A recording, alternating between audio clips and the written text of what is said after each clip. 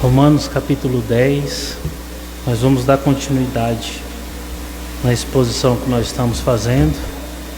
Concluímos domingo retrasado, se eu não me engano, capítulo 9.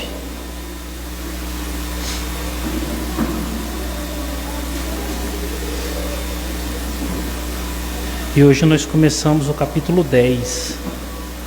Todos acharam? Amém? Então vamos fazer a leitura do texto.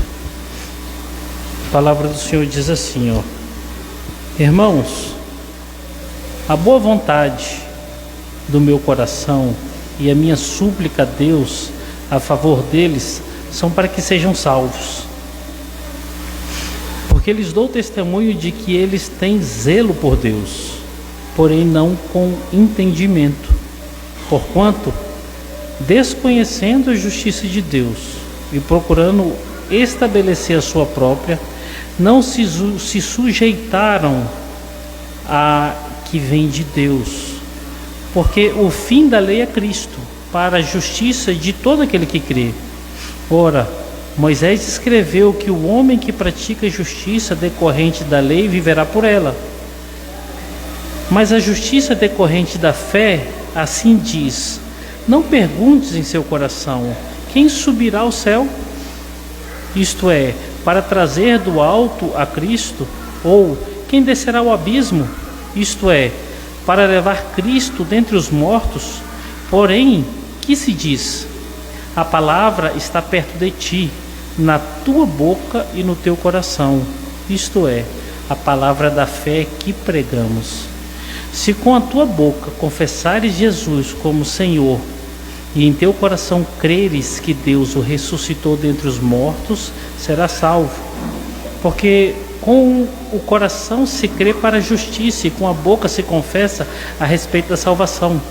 Porquanto a Escritura diz: todo aquele que nele crê não será confundido, pois não há distinção entre judeu e grego, uma vez que o mesmo é o Senhor de todos, rico para todos, rico para com todos e os que o invocam. Porque todo aquele que invocar o nome do Senhor será salvo.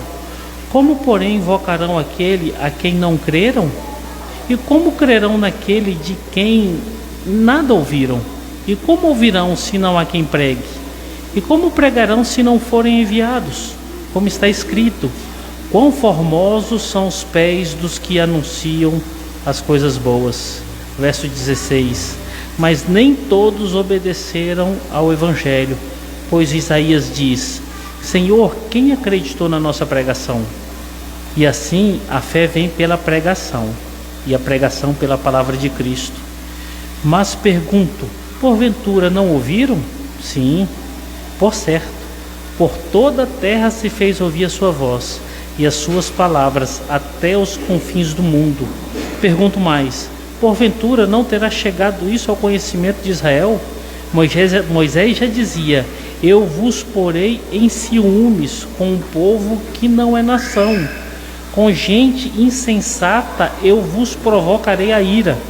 E Isaías a mais se atreve e diz: fui chamado pelos que não me procuravam, revelei-me aos que não perguntaram por mim. Quanto a Israel, porém, diz: todo dia estendi as mãos a um povo rebelde e contradizente. Amém. Vamos fechar os nossos olhos, vamos ter mais um momento de oração. Senhor Deus, obrigado pela tua palavra esta lida, Senhor, e agora pedimos a ti, Senhor, que o teu Espírito Santo faça essa palavra entendida e aplicada nos nossos corações, que possamos, Senhor, ser convencidos dos nossos pecados e alertados do quanto necessitamos de Cristo Jesus. Obrigado por este momento, em nome de Jesus nós oramos e te agradecemos. Amém. Vamos assentar, irmãos?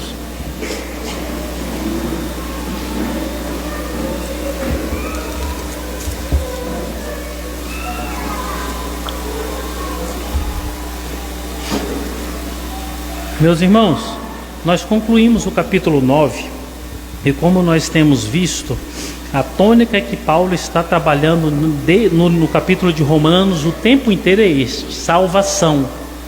E o que Paulo está tratando aqui de forma muito enfática é que o Senhor Deus salva os teus. No capítulo 9 ficou muito claro a palavra do Senhor, e Paulo não foi contradizente, ele mostrou as contradições e instruiu ao povo que estava recebendo esse tratado, a igreja lá de Roma, né? Instruiu e deixou muito claro sobre a salvação, que ela vem de Deus, que ela vem da parte do Senhor, o Senhor que escolhe os salvos, o Senhor que sustenta os salvos, e o Senhor que caminha com graça para com esse povo. E agora no capítulo 10, nós adentramos na mesma perspectiva, continuando aquilo que nós vimos. Capítulo 9, capítulo 10, capítulo 11 de Romanos. Paulo está tratando de um assunto muito delicado: passado de Israel, o presente de Israel e o futuro de Israel. Em todos esses três momentos, Paulo deixa muito claro que é Deus agindo de forma soberana e fazendo com que aqueles que são dele venham para a salvação, e fechando as portas do caminho eterno daqueles que estão em Israel, mas não fazem parte dele. O que nós vamos encontrar no capítulo 10 de Romanos, meus irmãos? Paulo continua o mesmo assunto, a condição caída de Israel. Vimos aqui bem no iniciozinho. Paulo diz de forma veemente: eu tenho pesares, dores no meu coração, parafraseando eu, por causa do meu povo, por causa dos meus compatriotas. O povo está perdido. O enfoque agora é a condição presente. O passado, a origem e a raiz do povo, Paulo tratou no capítulo 9. Se lembram? Lembram dessas frases? Olha que frases duras que Paulo falou. Nem todos os de Israel são israelitas. Mais uma: não são todos os filhos de Abraão e nem de Isaac que serão salvos. Ou seja, Paulo olhou para trás, olhou para o contexto e aquilo que o povo de Israel se apegava com tanta força. Olha, nós somos filhos de Abraão, olha, nós somos filhos de Isaac. E Paulo no capítulo 9 aponta para trás e diz assim: nem todos os que são filhos de Abraão, nem todos os que são filhos de Isaac são salvos. Não, os salvos, pequeno remanescente, um grupo pequeno de Israel, esses são salvos. Aqui no capítulo 10 acontece praticamente a mesma coisa, só que agora Paulo olha para um povo zeloso por Deus. E aqui eu quero chamar a atenção de vocês. Olha que coisa interessante. Se nós lermos esse capítulo 10, principalmente no primeiro verso, e não tivermos um entendimento muito atento, muito preso aqui, a gente se perde. Por quê? Paulo está dizendo assim: o povo está perdido. O meu povo, os meus compatriotas estão perdidos.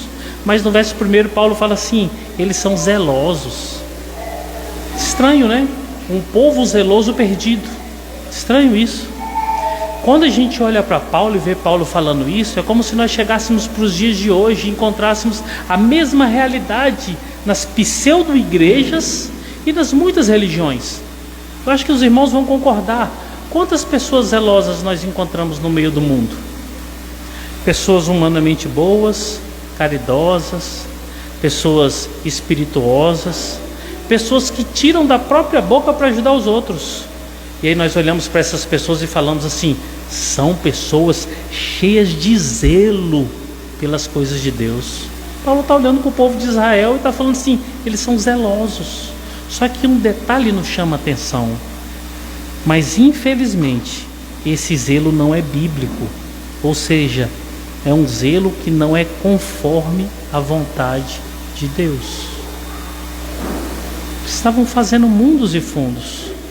Eram pessoas muito vistas e às vezes muito bem vistas e admiradas, mas por aquilo que não estava nas pautas de Deus.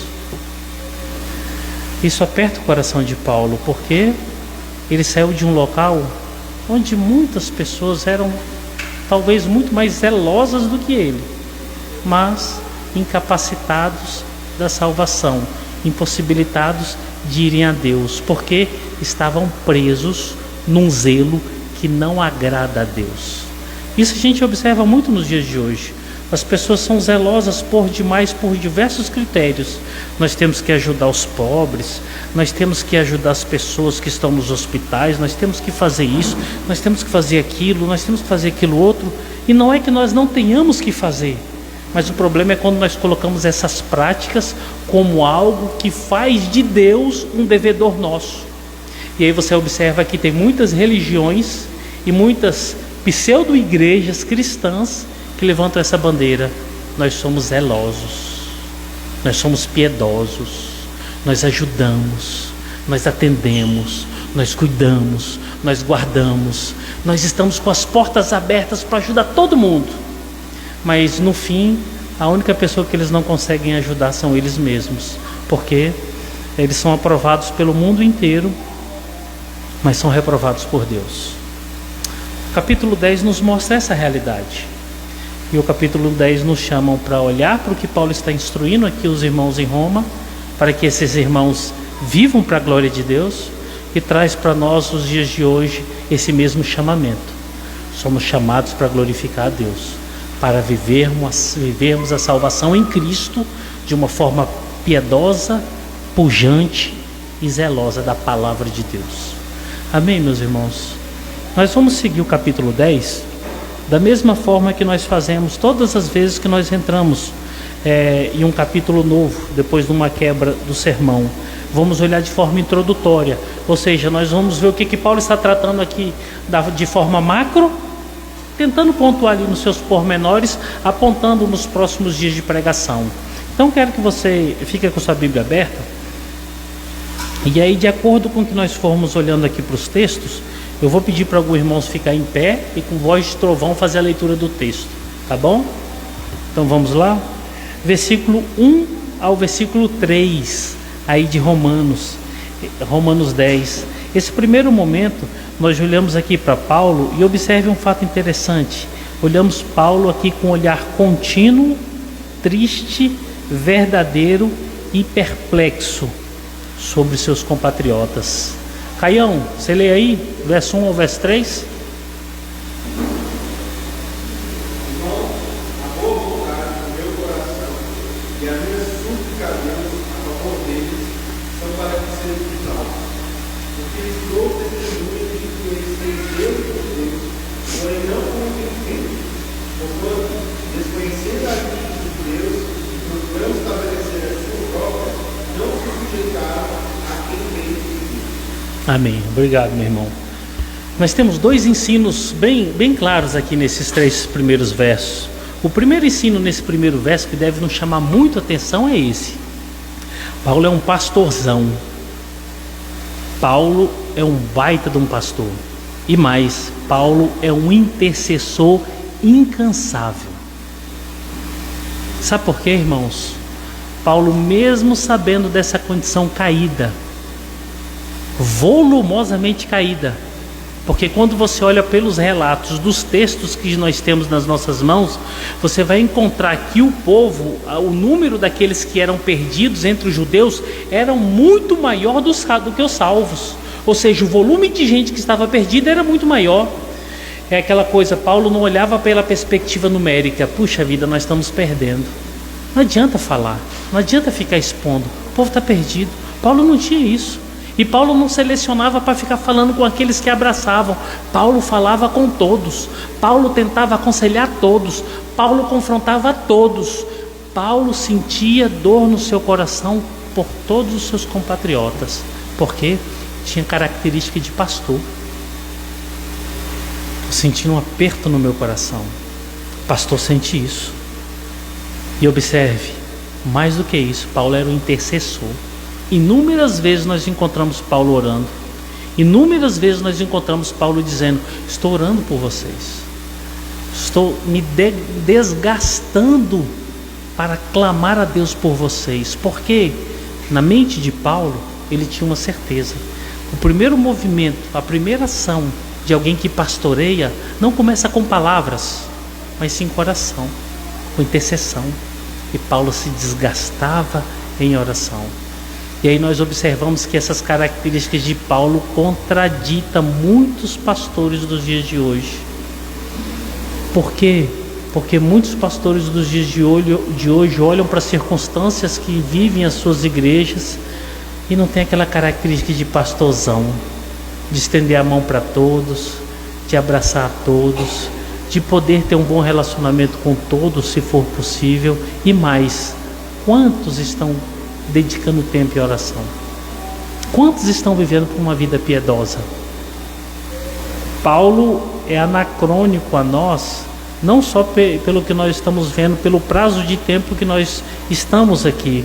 Paulo está aproximadamente 2000 anos de distância de nós, mas o estilo de vida de Paulo é diferente do estilo de vida da maioria dos pastores dos dias de hoje. Paulo era pastorzão, Paulo era um incansável intercessor. Esse é o primeiro ensino que salta aos nossos olhos. Tem um segundo ensino que também está contido aqui nesse texto. Existem mais. No momento em que nós formos entrar aqui nesse texto, para que possamos esmiuçá-lo de forma um pouco mais pormenorizada, nós vamos ver outro. Mas o segundo ensino é esse: como Cristo é capaz de reconhecer acertos em pessoas condenadas. Prestem atenção. Assim como Cristo fez, Paulo consegue reconhecer acertos, virtudes em pessoas que estão condenadas. Alguém que de forma madura não só deprecia. Paulo tinha essa característica. Como é que nós podemos ver o paralelo nisso aqui? Olha aí na sua Bíblia, Mateus 23. Mateus capítulo 23. É aquela dura mensagem de Jesus a respeito dos fariseus.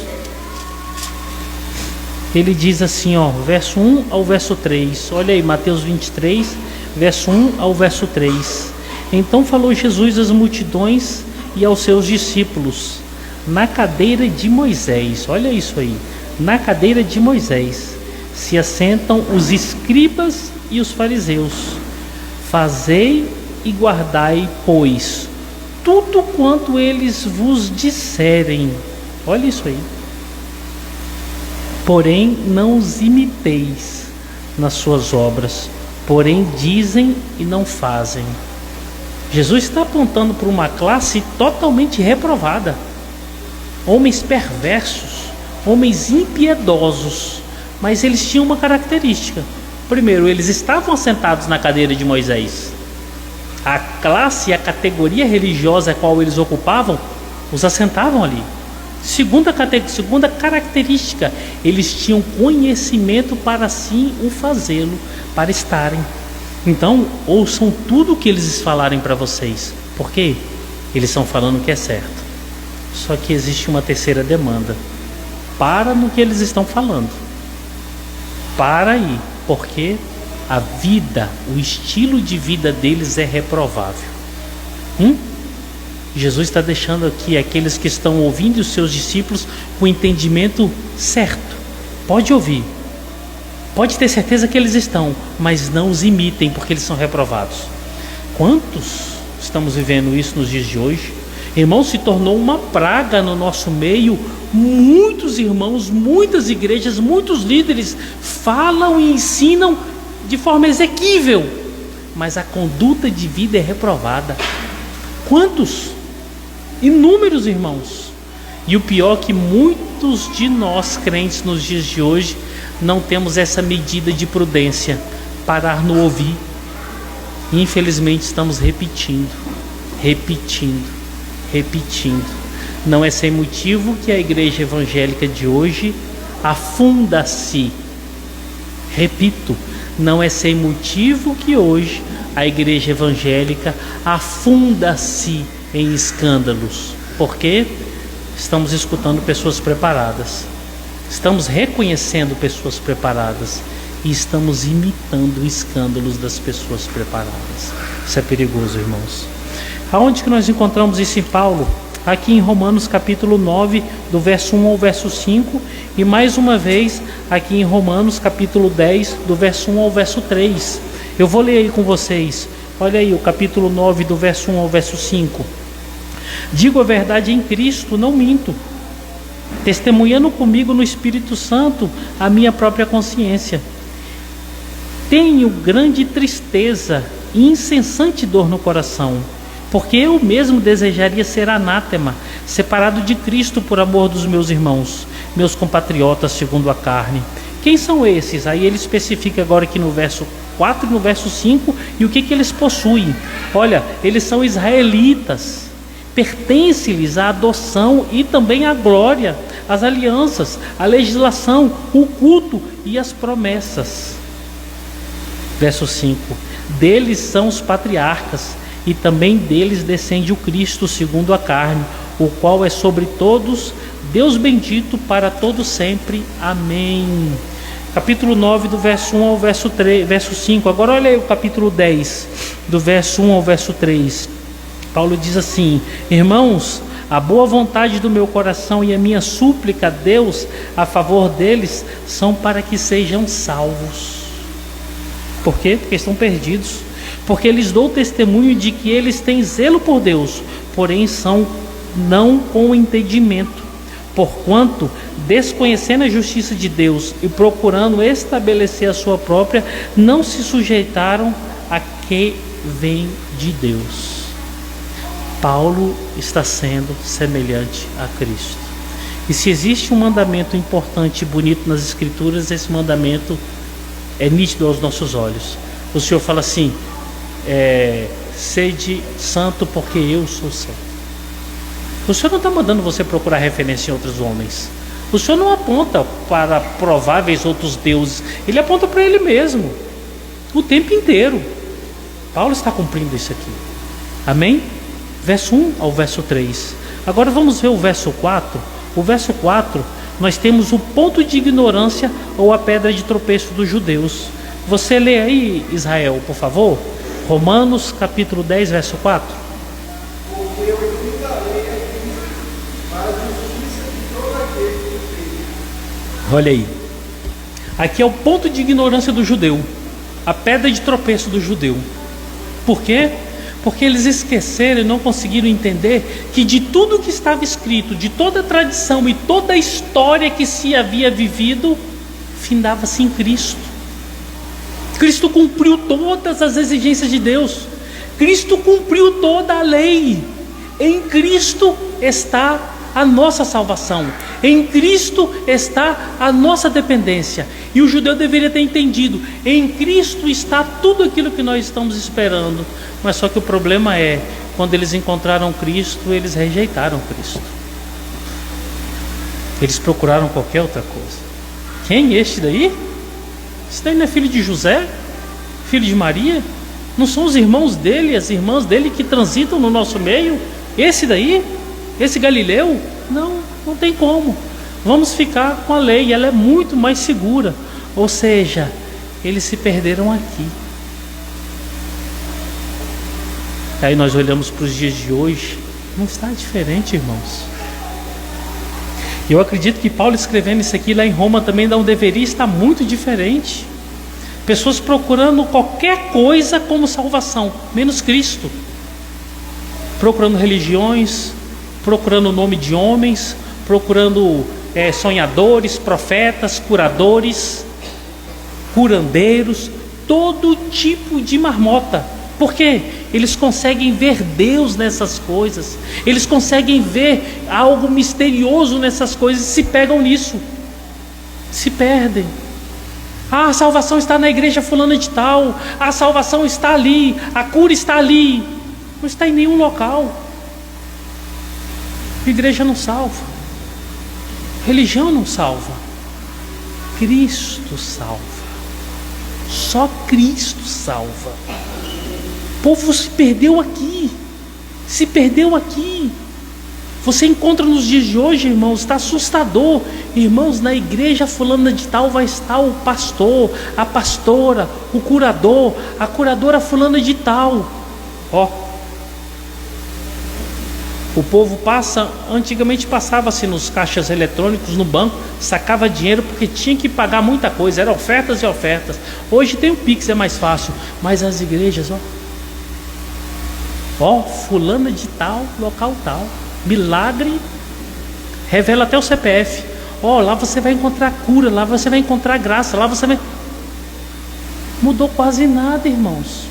Quase nada. O fluxo religioso continua do mesmo jeito, mas todos estão caindo aqui no verso 4, esqueceram que é Cristo. A nossa salvação está em Cristo. Eu quero compartilhar com vocês uma frase, e aqui eu abro aspas, de Martinho Lutero. Ele diz assim: assim como uma mãe vai ao berço para procurar unicamente seu bebê recém-nascido, o crente vai à Bíblia para encontrar Cristo. Olha isso. Eu abro aspas também e lembro a frase de Martinho Lutero, que ele fala assim: Senhor, não permita-me sonhos, nem revelações, nem anjos, nem profecias. A tua palavra me basta para o hoje e para o porvir. Ah, se tivéssemos essa consciência, ah, se tivéssemos esse entendimento, não procuraríamos nada e ninguém, não nos prenderíamos a denominações e a pessoas, só a Cristo. Nós continuamos aqui. Agora, do verso 5 ao verso 8, nós encontramos algo importantíssimo, e nós vamos reiterar aquilo que nós falamos nos capítulos anteriores. Paulo é um baita de um teólogo, um homem de uma capacidade fenomenal. Paulo, mais uma vez, utiliza-se dos textos do Antigo Testamento para respaldar o seu discurso. Você lê aí, Gilvanzão, capítulo 10, do verso 5 ao verso 8.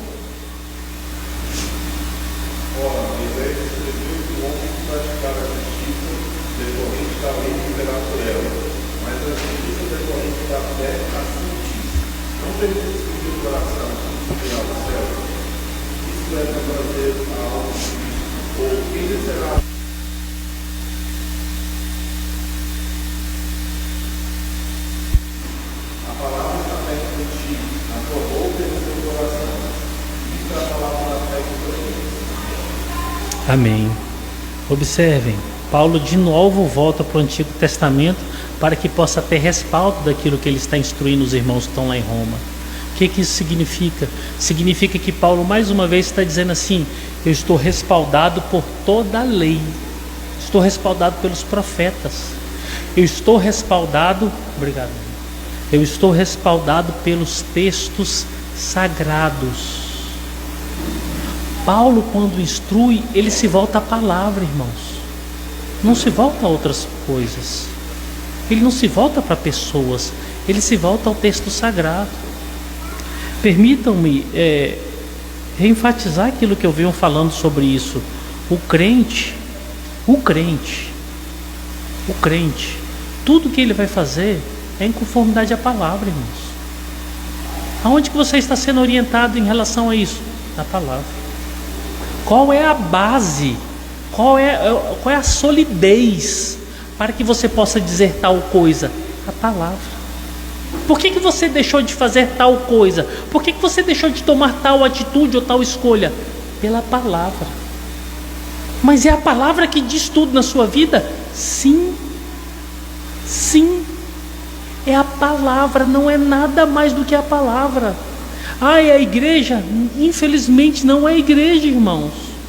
Existe a igreja invisível, a igreja do Senhor, aquela que não tem denominação. Essa é cativa a palavra. Mas não é a igreja denominacional que dita as regras do que eu vivo. Nem pode ser, porque ela está cheia de contradições.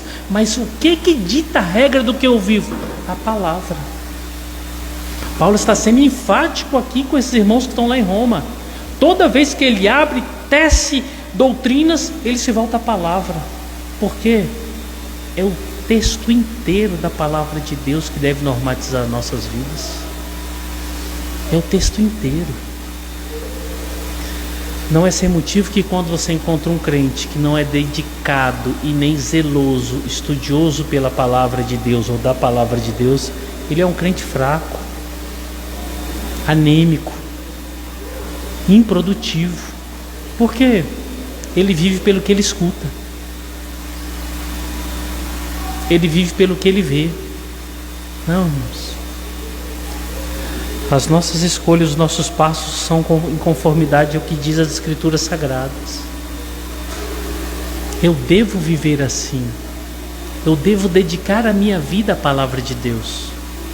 Por isso que a meditação e a leitura da palavra de Deus deve ser algo constante e diário. É por isso que a instrução dos nossos filhos é pela palavra de Deus.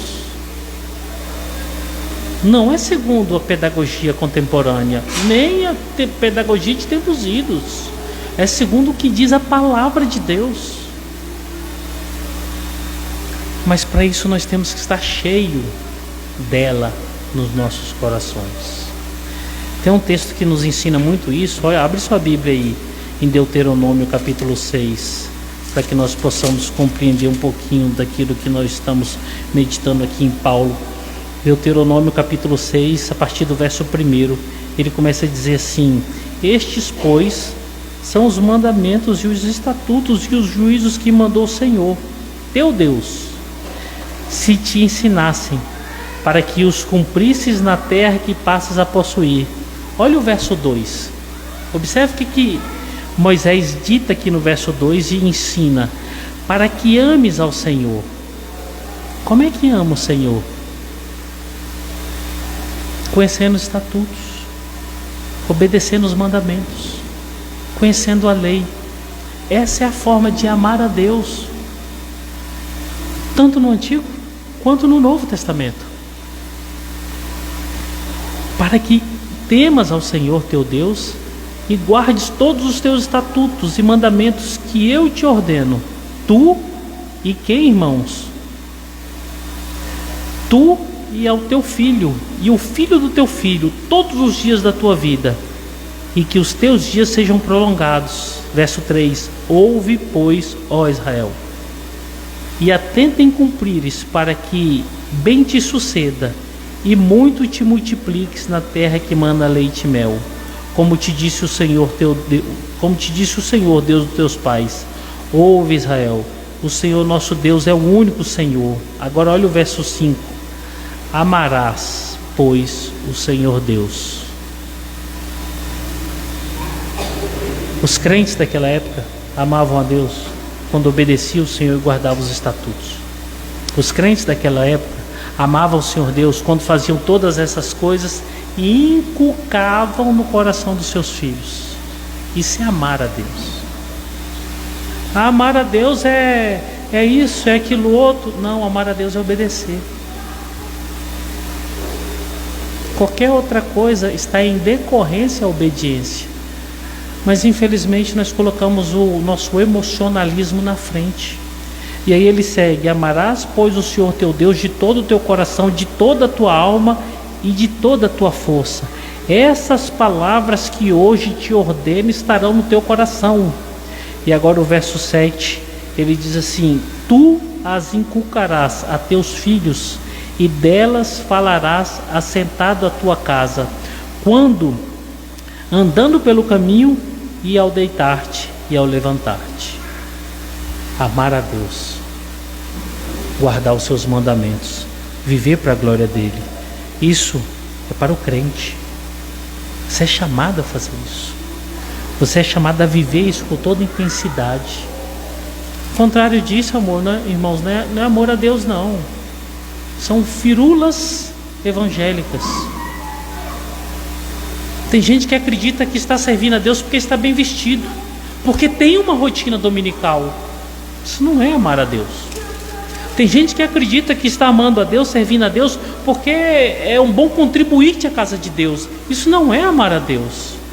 Tem gente que acredita que amar a Deus é porque serve na casa de Deus. Ou ele prega, ou ele ensina, ou ele canta, ele tem alguma utilidade, ele faz alguma coisa, e ele levanta isso como troféu. Eu amo a Deus. Mas isso não tem nada a ver com amor a Deus. Isso é consequência. Paulo está tratando isso aqui, irmãos. Como? Meditando na palavra do Senhor, porque é nela que me instrui como amar a Deus. Então, quando a gente olha para uma pessoa, e principalmente para um crente que não medita na palavra do Senhor, a gente entende que é uma pessoa que não tem condições de amar a Deus. Ele não obedece. Que amor é esse? Que relacionamento é esse? Que Deus é esse? É difícil, irmãos. É difícil. E assim nós continuamos. Nós saímos aqui do primeiro momento e agora ele se manifesta para nós com dois ensinos bem pontuais. O primeiro deles é esse. Paulo condiciona ou aciona algumas demandas lógicas na vida daquele que crê. Confissão, fé e evocação. Olha isso daí. Paulo condiciona esse amor com duas perspectivas muito importantes. Com aquilo que está no nosso coração e com aquilo que nós falamos.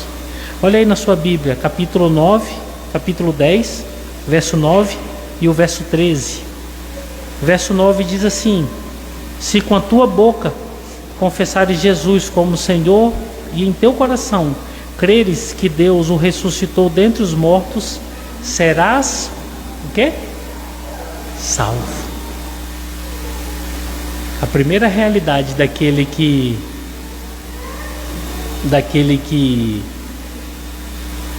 crê em Jesus se manifesta como salvação pelo que ele professa.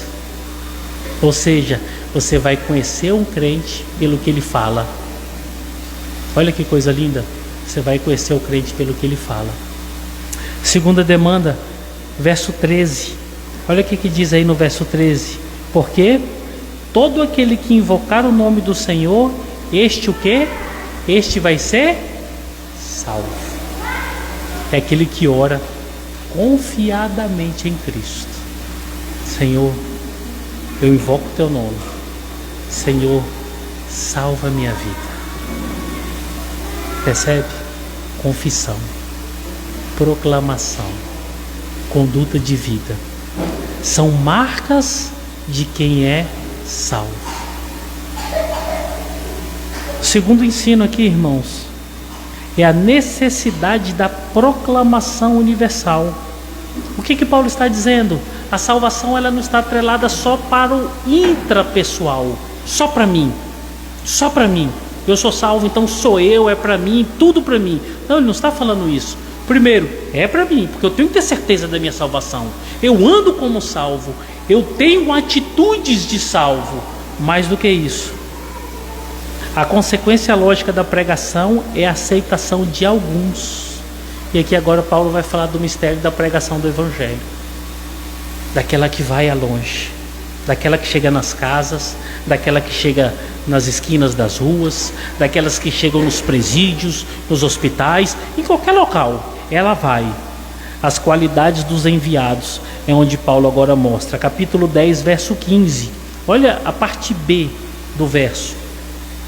Isso aqui Paulo está citando Isaías 52, 7. Olha a parte B do capítulo 10, verso 15. Quão formosos são os pés dos que anunciam coisas boas. A anunciação do Evangelho. Isso vem desde tempos idos, em Isaías. Isaías falava sobre isso. Isso vem de muito tempo antes. É uma marca do salvo. Ele é alguém que faz com que a palavra seja vista. Não é só intrapessoal, não é só para mim, vai para os outros. Vai para os outros. Último momento aqui desse texto, que vai do verso 16 ao verso 21, nós vemos um povo rebelde que não pegou nas mãos de Deus, que estavam estendidas para ele. 16 ao 21, você lê aí, Julião? Capítulo 10, do verso 16 ao 21.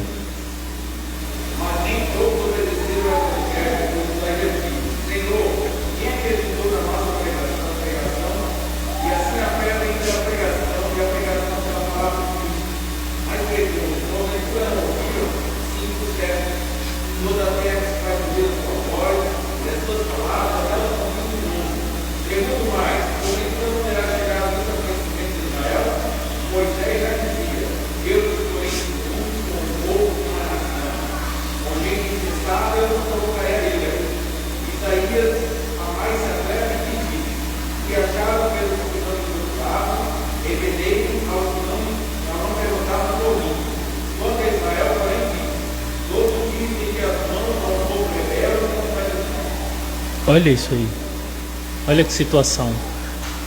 Na cabeça do religioso daquela época, ouvindo essas coisas, Eles chegam em 2 momentos. Mas foi pregado para mim?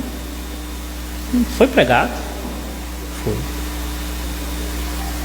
Essa palavra de salvação chegou a mim? Chegou. E qual o pior de tudo? Pior de tudo, nos 2 primeiros versos, eles não acreditaram na pregação do Evangelho. Eles não acreditaram. Eu vi um debate uns tempos atrás em que uma pessoa dizia que o Deus do Antigo Testamento é cruel. Ele manda matar criancinhas, mata criança de peito. Deus é cruel. Mata velho, mata velha, idoso, mata criancinhas. Mas o Deus do Novo Testamento é um amorzinho. Ele só tem amor, só carícias. Aí um dos debatedores falou assim: o Deus do Novo Testamento é aquele que fecha o caixão batendo o martelo. Como que ele faz isso? Fazendo com que aquele que está escutando não ouça a pregação do Evangelho, rejeite o Evangelho. E o que ele está fazendo? Fechando o caixão dessa pessoa. Verso 16 e verso 17: eles não creram na pregação do Evangelho. Mas eles não creram porque eles não entenderam. Eles não creram porque estava difícil. Eles não creram porque a voz do pregador estava baixa ou era dissonante. Não. Capítulo 13 de Mateus, nós meditamos nesse texto alguns dias atrás. Eu falarei, mas eles não me ouvirão. Eu estarei no meio deles, eles estão me vendo, mas eles não me verão. Por quê? Cumprirá a palavra que diz: falarei por parábolas. O Senhor fechou a porta. E aí nós entramos de novo na tensão. Soberania de Deus, responsabilidade humana. Qual a responsabilidade humana que está diante de nós aqui? Eles rejeitaram a pregação do Evangelho. Irmãos, você pode rejeitar tudo. Pode rejeitar qualquer coisa. Mas não rejeite a pregação do nome de Jesus.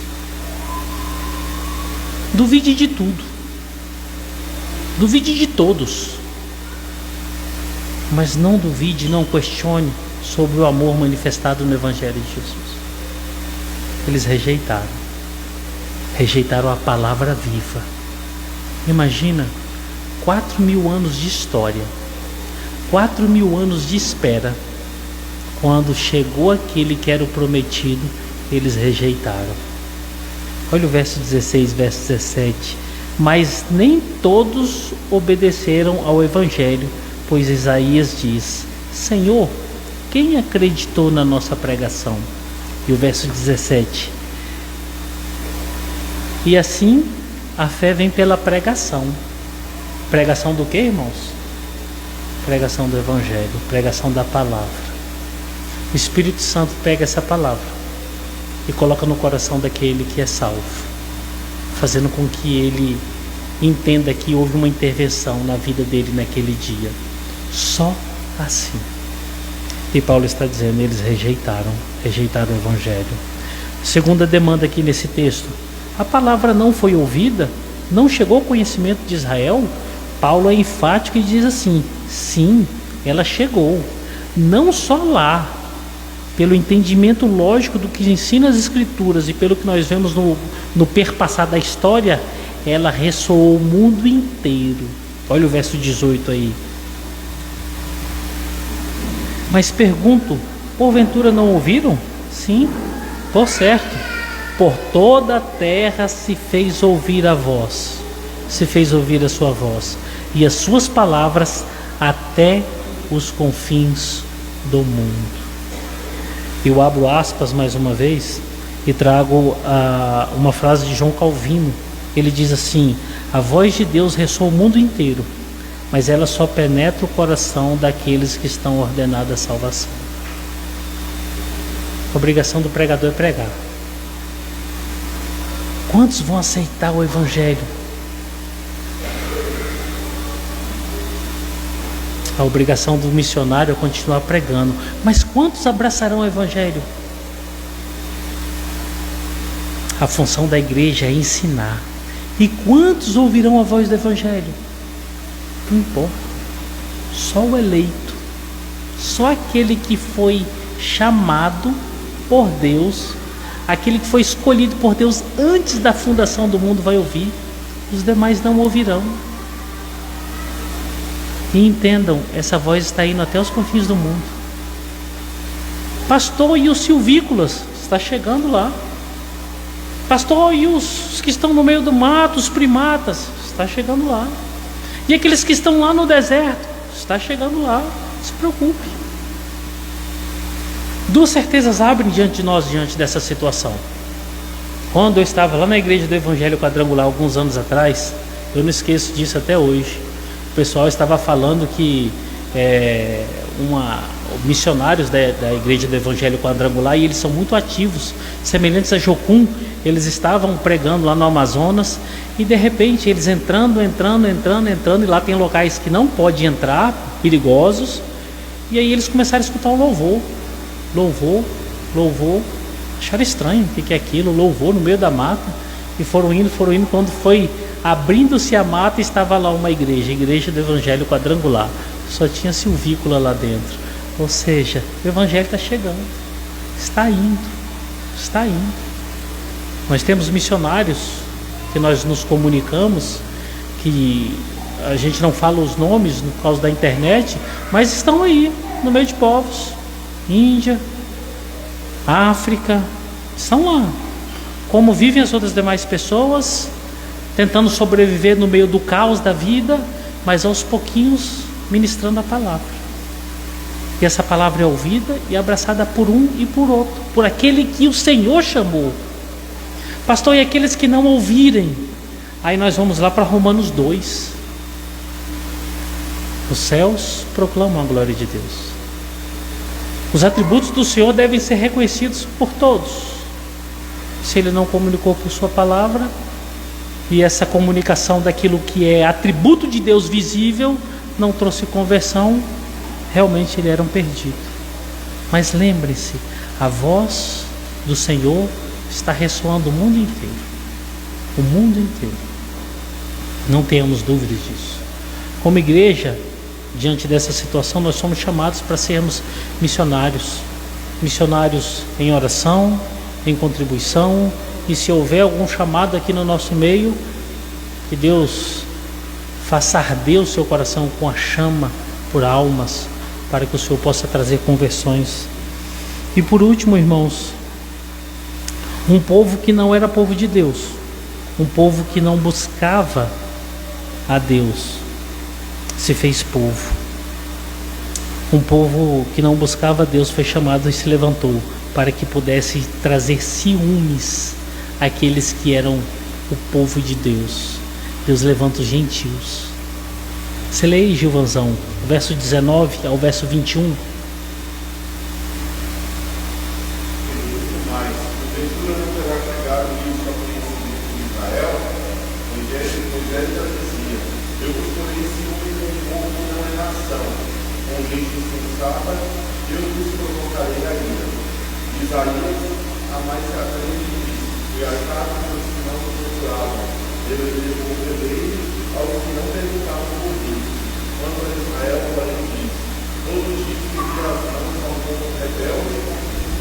Amém.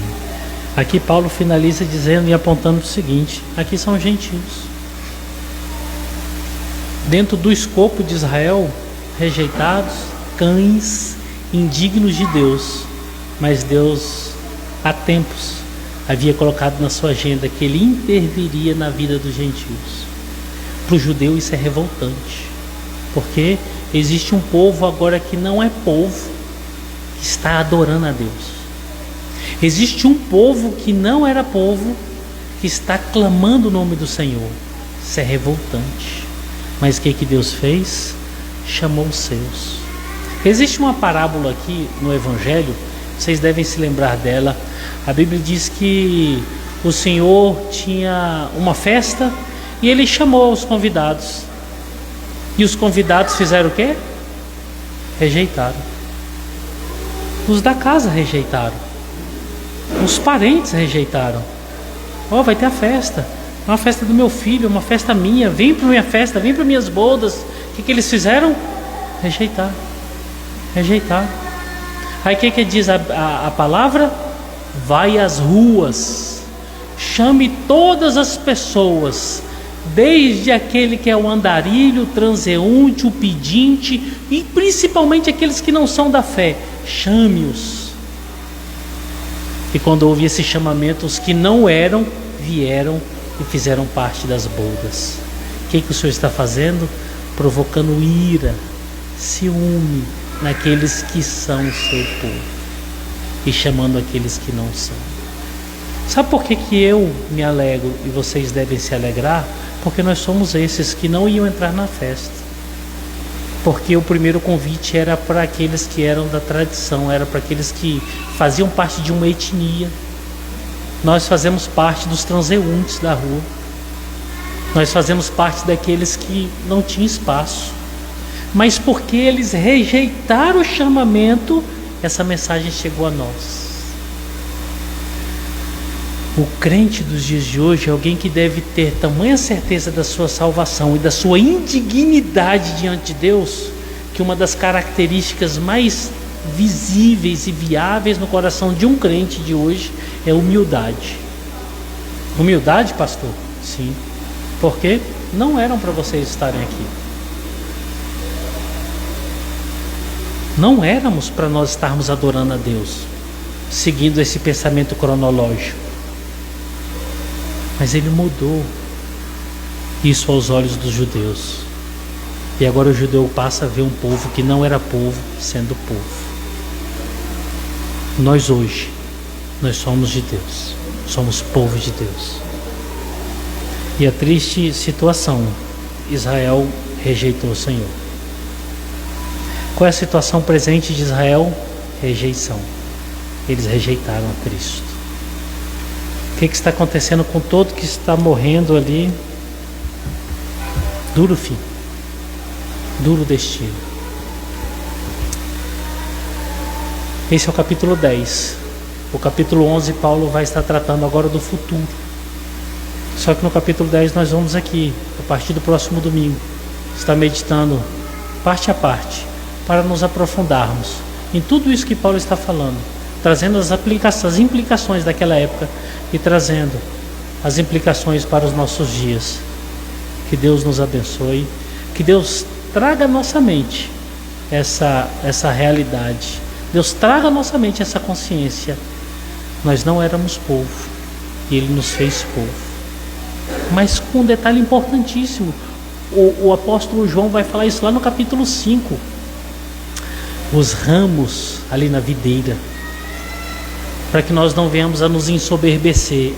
Eu sou, eu tenho, eu faço.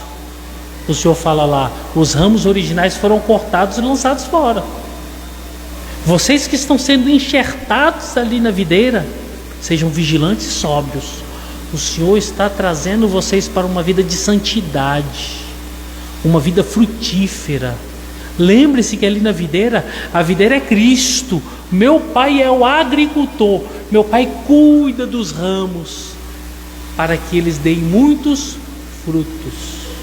Fomos chamados para sermos crentes frutuosos, para a glória de Deus. Amém, meus irmãos?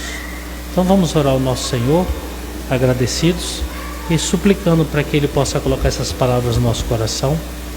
Senhor Deus, em nome de Jesus, nós oramos a Ti agradecidos, Pai, por essa palavra. Oramos a Ti agradecidos, Senhor, porque sabemos que o Senhor é o Deus das nossas vidas. E suplicamos, Pai, que em nome de Jesus, o Senhor possa aplicar essas palavras no nosso coração. Que nós possamos viver como crentes de verdade, crentes que amam a Tua palavra, crentes que vivem para Ti, crentes, Senhor, que buscam na Tua palavra todo o referencial de vida, Pai. E crentes que não se deixam ser seduzidos pelo mundo, porque esse mundo jaz no maligno. E nós somos luz, Senhor, para que o Evangelho seja visto através das nossas humildes vidas. Obrigado por tudo. Essa é a nossa oração. Em nome de Jesus. Amém.